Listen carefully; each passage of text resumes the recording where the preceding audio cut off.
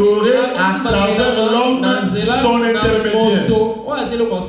Donc pour adorer Dieu, nous avons besoin de deux hommes. Pas seulement un seul homme. Le frère, c'est un croyant. Il veut adorer. Pour que le frère adore, Dieu doit descendre d'abord en lui. Hein? Parce que qui doit adorer? C'est Dieu qui doit adorer. Si Dieu ne vous n'adore pas, c'est l'homme qui adore. Or, Dieu ne peut adorer que Dieu. Maintenant, pour que Dieu adore, frère dit, Dieu est descendu pour adorer à travers l'homme. Dieu descend à l'homme pour adorer Dieu à travers l'homme. Le frère ici, pour qu'il puisse adorer, il doit avoir Dieu en lui. Or, Dieu en lui, c'est le Saint-Esprit. Maintenant, s'il a Dieu en lui, il ne va pas adorer l'homme. Il va adorer Dieu dans un homme. Amen. Amen. Les dieux que nous adorons n'est plus au ciel. Les dieux que nous adorons est en nous. Mais avant que lui adore ce Dieu, lui doit être capable de vous dévoiler ce Dieu. Si lui n'arrive pas à dévoiler ce Dieu, lui non plus ne saura pas adorer. Amen. Amen. Si lui n'a pas Dieu, c'est l'homme qui doit adorer. Comme c'est l'homme, il va adorer l'homme. Donc quand vous voyez un homme adorer un homme, c'est qu'il n'a pas Dieu en lui. Parce que Dieu en toi ne va adorer que Dieu. Mais si vous êtes un frère adorateur, les frères adorateurs ne peuvent adorer qu'en esprit et en vérité. Comment tu dis que tu es adorateur? Tu adores Branham. Non, les adorateurs de Branham iront en enfer. Mais nous adorons Jésus qui était caché en Branham. Alléluia. Donc, si vous avez réellement compris, vous n'allez plus faire des problèmes avec les pasteurs quand ils vous mettent la bande ici. Parce que quand Branham parle, même quand Branham raconte l'histoire, c'est Jésus qui parle. Ce n'est pas tout le monde que Jésus prêchait. Je pouvais aussi dire, donnez-moi à manger. Mais quand il dit donnez-moi à manger, c'est ainsi dit le Seigneur. Donc, ainsi dit le Seigneur, c'est quand nous souffrons seulement la brochure. Merci beaucoup. Restons un moment debout. Maintenant, pendant que nous nous inclinons pour la prière. C'est ainsi dit. C'est ainsi dit. Il y a la vie là-dedans. Mais maintenant, nous autres, quand nous montons ici, quand je vous dis bonjour, c'est Jésus qui vous dit bonjour. Non. Maintenant, comment voulez-vous comparer un tel homme avec nous autres?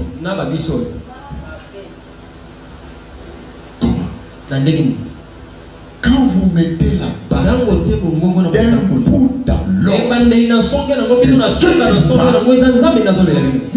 dans le bonjour, il y a l'onction. Amen. Amen. Au temps de Jésus, les apôtres, les disciples ne prêchaient-ils pas? Ne prêchaient-ils pas? Bon. Le fait d'un côté. Le fait qu'il prêchait. Comme il plus comparable à Jésus. Il avait fait de plus que Jésus. Mais entre Jésus et Pierre, il y a Jésus. Toi, tu dois écouter plus qui? Mais aujourd'hui, nous avons le même Jésus. Hier, aujourd'hui. Amen, amen. Dans le moindre détail, seulement à l'exception du corps physique. Voilà pourquoi frère Joseph. Amen, amen. Il vous dit par exemple, nous allons maintenant faire la Sainte Seine avec le Seigneur Jésus-Christ lui-même. C'est pour vous voyez des fois à travers le monde, les disciples se réunissent, le croyant à la même heure.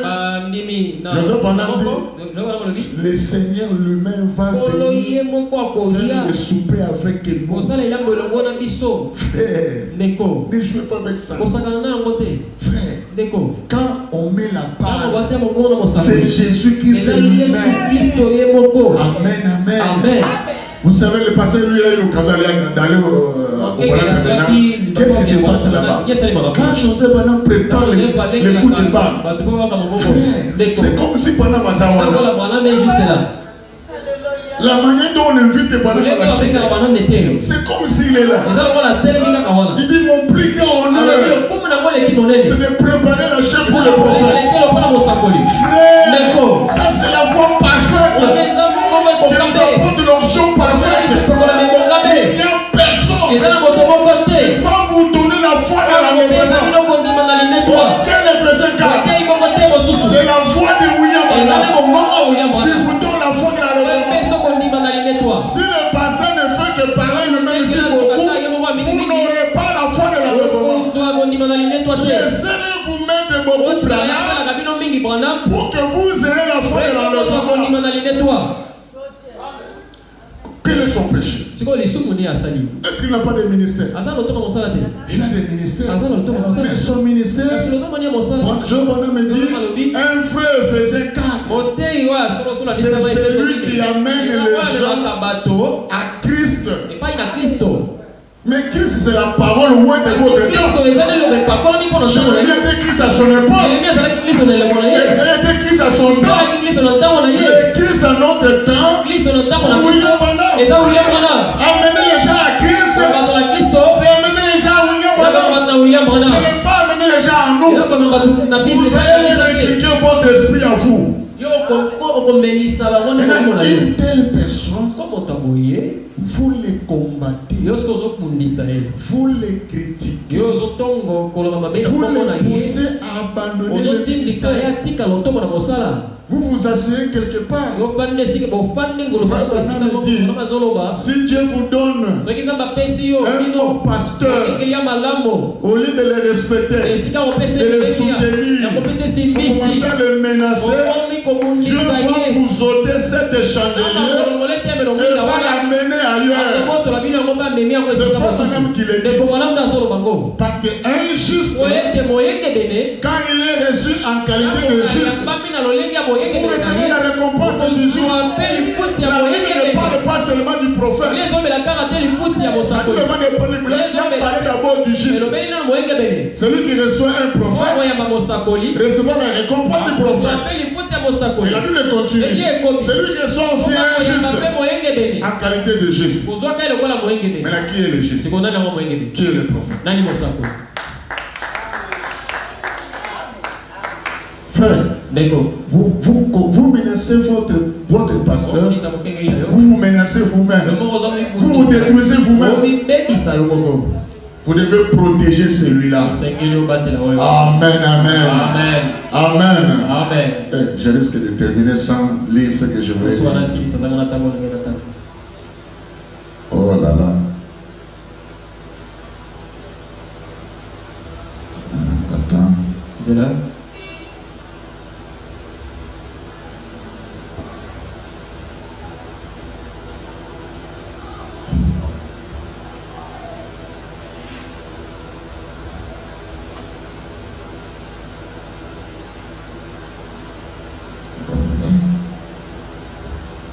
Je voulais dire quelque chose que Joseph avait dit ici. Et vous inquiétez.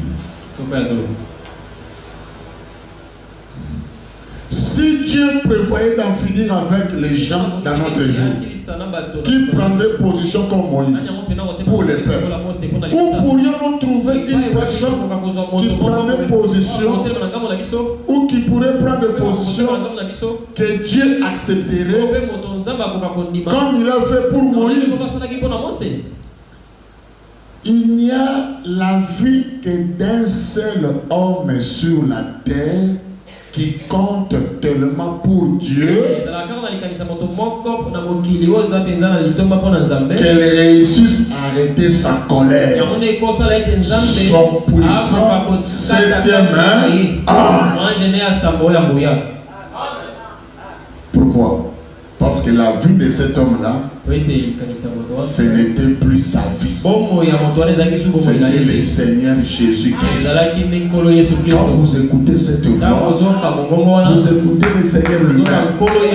Et ça vous donne la foi parfaite. Aucun ne faisait cas. Mais vous donnez la foi parfaite. Parce que quand il faisait cas de vous parle, il a l'onction, n'est-ce pas? Madame dit quoi? Lorsque un homme de Dieu est sous l'onction et qu'il vous parle, c'est la voix de Dieu. Mais quand Branham est sous l'onction, c'est la voix de Dieu, mais dans sa perfection. Voilà la différence. Et lui seul, il n'y a que Branham. Quand lui parle, quand vous écoutez sa voix, ce sont les 7 voix de Dieu qui se fait entendre. Et ce sont les 7 voix-là, les 7 tonnerres qui vous donnent la foi de l'enlèvement. Donc mettez-vous en tête que lorsque vous écoutez un Éphésiens, il ne vous donne que la foi de guérison. Mais la foi de l'enlèvement, c'est Branham qui vous les donne. Amen. Est-ce que vous avez compris?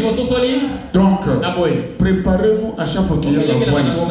Quand on met la voix, c'est pour que vous ayez la foi. Voilà pourquoi frère Joseph nous conseille d'écouter la parole de Dieu jusqu'à sa fin. Moi je peux prêcher, mais je faillirai toujours. Je peux prêcher, je laisserai quelque chose. Toi, en écoutant frère Manan, peut-être tu penses que quand on va commencer à expliquer les choses, tu vas comprendre. Peut-être ton problème, c'est tout seulement dans ce qu'il raconte là au début. Je donne un exemple. Je termine. Dans la prédication, la plus grande bataille jamais livrée. Rien qu'au début là, il raconte comment une femme, pendant que Branham prêchait, rien qu'au début, il dit une femme, pendant que Branham priait pour les malades, il chassait un démon. Cette femme là a ouvert les yeux. Les démons sont sortis pour entrer en elle. Et depuis lors, cette femme là a attrapé un esprit d'infidélité. Il a commencé à trouver les hommes ici. Il a presque 14 ans. Alors qu'elle était une brebis au Branham Tabernacle. Ça ne vous dit pas quelque chose. On n'est pas encore dans le sujet. On est juste au début. Mais regardez déjà, on nous révèle que lorsque nous prions, on doit fermer les yeux.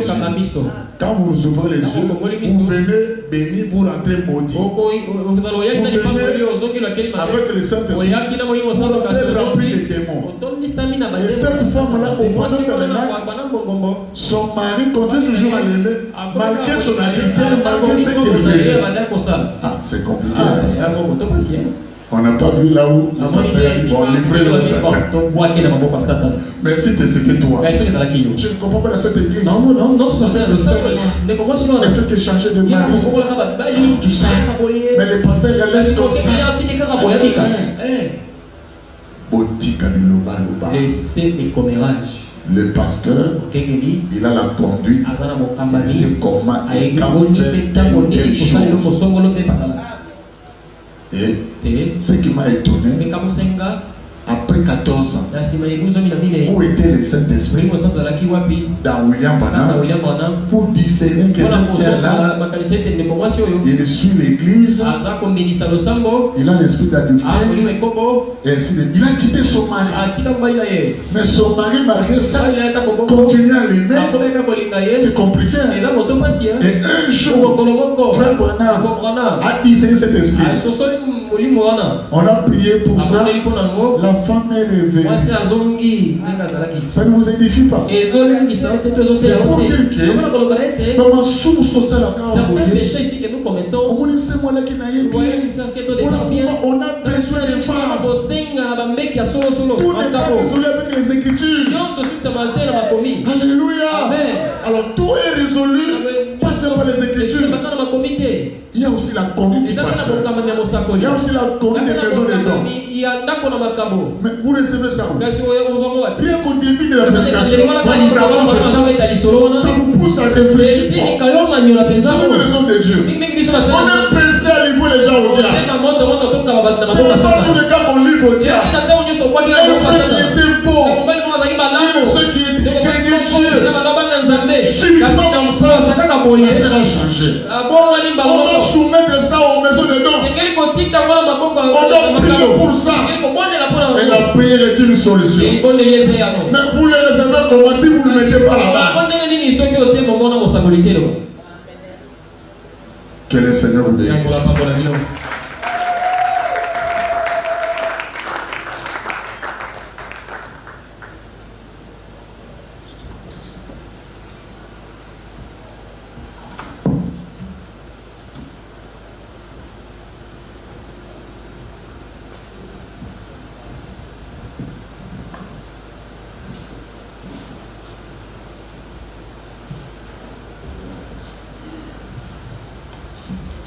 Acclamez très fort le Seigneur.